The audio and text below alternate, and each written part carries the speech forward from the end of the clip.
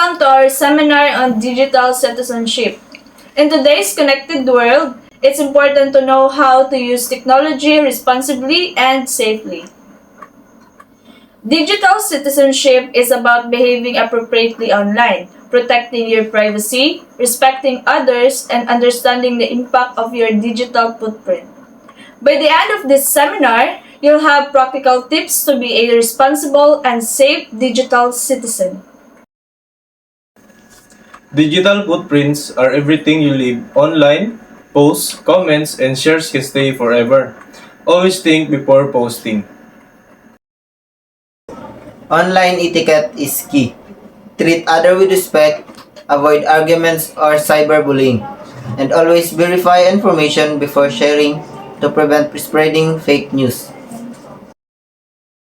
Privacy and security are important too. Use strong passwords, enable two-factor authentication, and avoid oversharing personal information. Responsible social media use means joining positive communities, sharing useful content, and avoiding negative environments. Healthy digital habits include balancing screen time, taking breaks, and regularly checking privacy settings. Small steps like this protect you and others online. Before we end, we recommend the Google Safety Center. It provides guides on protecting your accounts, managing your digital footprint, staying safe online. Thank you all for joining our training and seminar today.